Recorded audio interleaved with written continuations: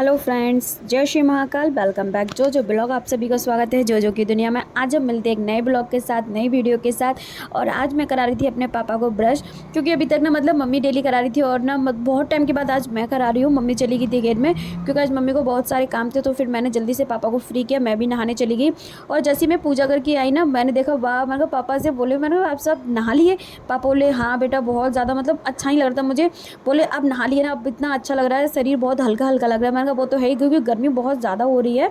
फिर ना मम्मी ने पापा को नहला के बिठा दिया था, पापा की ऑयलिंग वगैरह सब कर दी थी। और ना फिर पापा की बेडशीट वगैरह चेंज कर दी थी, दूसरी बेडशीट लगा दी, पूरा बेड मम्मी ने सेट कर दिया था। उसके बाद मम्मी भी नहाने चली गई थी और मम्मी मुझसे बोल के गई थी कि बेटा तुम ना एक टोकरी ले आओ, जिसमें ना कि ये सारे कच्चे आम निकालो, क्योंकि थैली में नीचे सब्जी थी। और ना मम्मी ने पापा को देखो एकदम से पापा को चद्दर उड़ा के लिटा, क्योंकि पापा को बहुत तेज सर्दी लग रही थी। नहा के आए थे, फैन चल रहा था तो पापा को सर्दी लग रही थी। और फिर मैं अपना काम करती, फिर मैंने अपना काम साइड से रखा। मैंने कहा चलो भाई, जो मम्मी कहेगी पहले वो काम करना है, क्योंकि थैली में ना नीचे सब्जी रखी हुई थी। भैया बोले कि ऊपर से ये सारे कच्चे आम निकाल दो और नीचे सब्जी रखी है उसको निकाल के किचन में रख दो। तो फिर मैंने कहा चलो मैं अपना काम बाद में करूँगी, पहले भैया जो मम्मी बोल रही है, भैया बोल रहे हैं पहले वो काम करते हैं। और अगर थैला खाली नहीं करूँगी ना तो फिर भैया भी बहुत चिल्लाते हैं, क्योंकि दिन भर में इतने ज़्यादा काम हो जाते हैं, क्योंकि फिर नंबर नहीं आ पाता थैले का। सुबह सुबह खाली कर दो तो हो जाता है, फिर ना जाके शाम को ही नंबर आता है। जब भैया तगादे के लिए जाते हैं ना, तब याद आती है अरे इसमें तो सब्जी रखी है, इसमें मिर्ची रखी है, तब याद आता है कि सब कुछ खाली भी करना है। फिर जैसे ही मैं फ्री हुई सारे काम से, फिर मैं बैठ गई भैया अपना काम लेकर। मैंने मम्मी से बोला अब मुझे डिस्टर्ब मत करना, मैंने आपका सारा काम कर दिया, अब मुझे काम करने दो। इतने सारे पके हुए आम निकल आए थे ना, तो मम्मी ने बहुत जो ज़्यादा बड़े बड़े थे, तो मम्मी ने बोला इनको रखे रहने दो, इसको ना पका लेंगे तो आम बन जाएंगे। और फिर उसके बाद मैं अपना काम से जैसे ही फ्री हुई तो मम्मी आ गई नहा के। तो मम्मी ने मुझसे बोला कि इसको ना पानी में बकेट में डाल दो। मैंने कहा मम्मी आप डालो, मैंने सारे आम आपके निकाल के रख दिए हैं।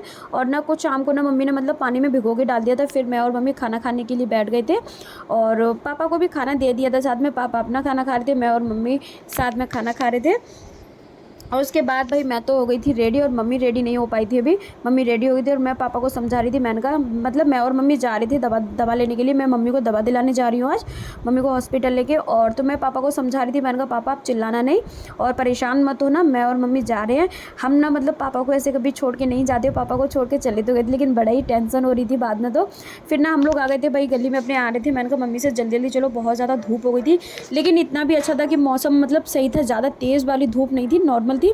फिर हम पहुंच गए थे भाई हॉस्पिटल, और हॉस्पिटल में जाके तो भाई मेरा दिमाग ख़राब।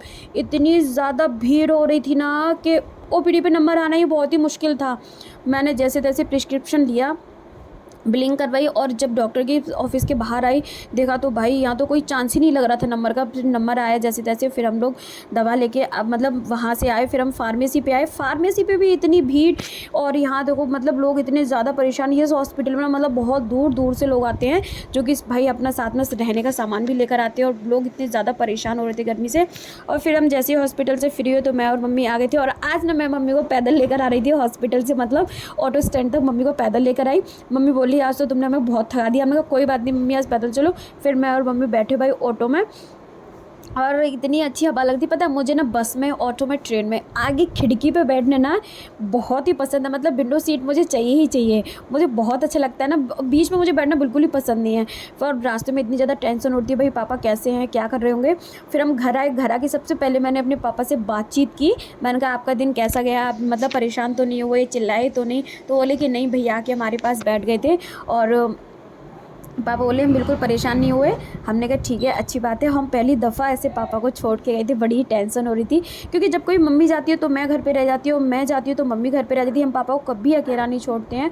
और आज पापा को पहली बार छोड़ के गए थे भाई। रास्ते में दवा जा तो हॉस्पिटल रहे थे, लेकिन चिंता पापा की हो रही थी। बार बार माइंड में वही सब बातें आ रही थी कि पापा क्या कर रहे होंगे, कैसे रह रहे होंगे अकेले, अभी कोई ज़रूरत पड़ेगी तो पापा किसको बुलाएंगे। लेकिन हम भैया से बोल के गए थे, इसलिए इतनी ज़्यादा टेंशन नहीं हो रही थी। हम भैया को बार बार फ़ोन करके पूछते जा रहे थे।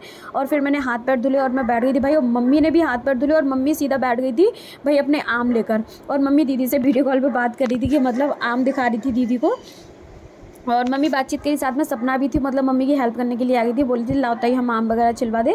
तो वही मम्मी के साथ बैठी थी। और मैंने तो हेयर वॉश किए थे, क्योंकि मेरा व्रत होता है गुरुवार का, तो मैं बुधवार को ही कर लेती थी, क्योंकि सुबह मैंने किए नहीं थे, क्योंकि मुझे जाना था मम्मी के साथ, इस वजह से नहीं किए थे मैंने।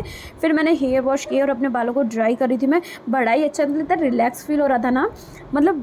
जिस दिन हेयर वॉश करो इतना मतलब हल्का हल्का फील होता है, मुझे बहुत अच्छा लगता है। और पापा मतलब चने खा रहे थे, मैंने पापा को चने दे दिए थे। पापा बोल रहे मैं बहुत तेज़ भूख लग रही, मैंने कहा ठीक है अब टेंशन ना लो, मैं आ गई हूँ आपके लिए कुछ बना दूँगी। पापा बोले कुछ मत बनाओ, थक गई हो, बस चने दे दो। फिर रात को भाई हमने भैया के लिए कर दिया था दूध गर्म, इलायची वाला दूध कर रही थी।